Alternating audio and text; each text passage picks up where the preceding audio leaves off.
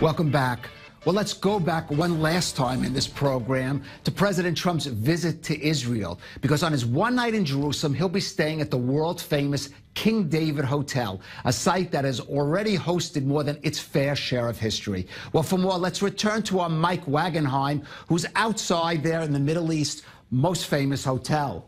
Mike, what are the preparations there for King David for this huge visit?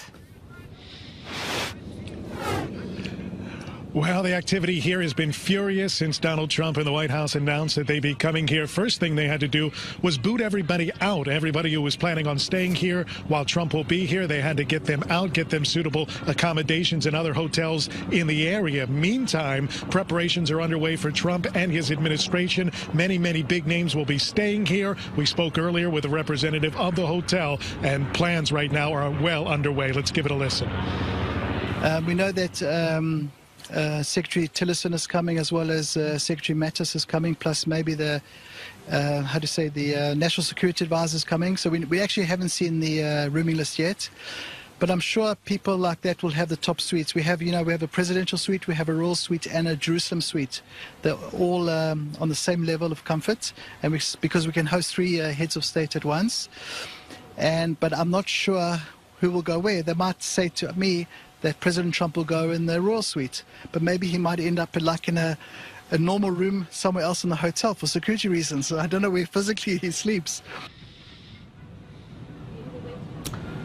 Mike, this hotel, the entire yes, the entire hotel is going to go over to the Trump team?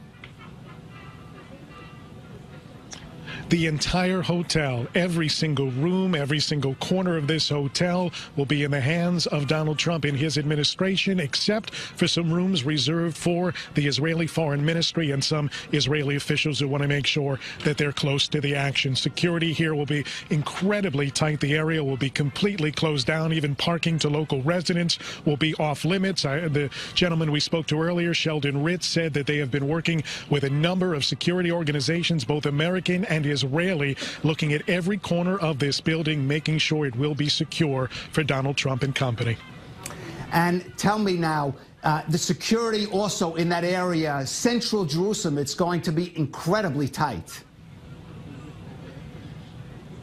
There's no doubt about it, and it will be an inconvenience, to say the least, for residents of the area and even tourists who have already, their travel agents have already recommended certain alternatives to their visit here in Jerusalem. Some sites and some streets, some buses will be completely off limits during that time frame. Security will be concern number one in this immediate area at the King David Hotel. They've already put up signs letting people know what streets will be blocked off during that time. Motorcades running in and out of here all day long, not only for Donald Trump, but as Sheldon Ritz mentioned, the Secretary of State Tillerson, military leaders as well. Again, branches from all over the U.S. and Israel. I asked if the Mossad was involved, but Sheldon told me, we can't really say. Not much of a surprise, but the Shin Bet certainly is, the Israeli police, and of course, the U.S. Secret Service will be all over this building come May 21st and May 22nd.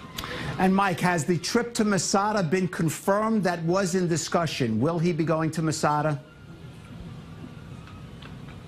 It's not confirmed yet, but it certainly looks like it's going to happen. Donald Trump has wanted to go there for a long time, even trying to take his Miss Universe pageant there. There's something about Masada that seems to strike Donald Trump. Maybe it's the underdog history of the place, with the Jews battling off the Romans for as long as they could, the spectacular view, what have you. Something about Masada has taken the eye of Donald Trump, and maybe it's the dramatic entrance from the cable car, like the dramatic entrance from the escalator that he used to introduce his presidential campaign. Something about that really captures his interest, his imagination, and Masada's director has already said that preparations are underway there to make sure it's a successful visit if, in fact, Trump does take a visit there. Mike Wagenheim, thanks for that report from outside the King David. Well, that's all for our show tonight. Catch the rundown tomorrow at the same time. Thanks for being with us. Politics.